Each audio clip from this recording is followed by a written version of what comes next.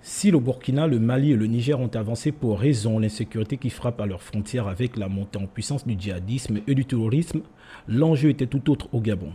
Situé au cœur du continent et traversé par l'équateur, ce petit Eldorado d'Afrique centrale, loin de cette insécurité à laquelle font face d'autres pays, n'a connu qu'un seul système politique jusqu'ici. Un système vieux de plus d'un demi-siècle et dont les richesses, selon certains analystes, étaient inégalement réparties.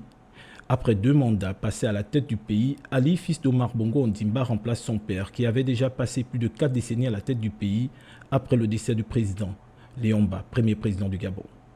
Si son premier mandat, après son élection à la tête du Gabon en 2009, avait suscité beaucoup d'espoir avec d'énormes chantiers, son second mandat, à contrario, a suscité de la controverse, après son accident vasculaire cérébral à Riyad en Arabie Saoudite en 2018.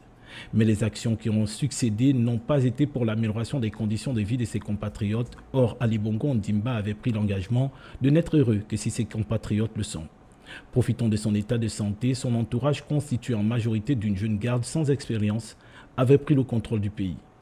Les mêmes causes produisant les mêmes effets, ces jeunes se sont lancés dans une opération de détournement massif, avec la découverte de mallettes d'argent. Et les sommes sont ahurissantes.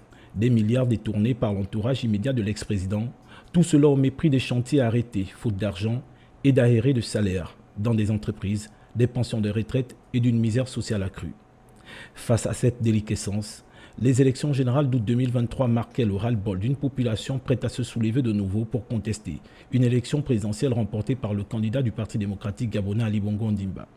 C'est alors que l'armée prit le contrôle du pays pour éviter à celui-ci de revivre les crises de 2009 et 2016 avec leurs corollaires d'incidents.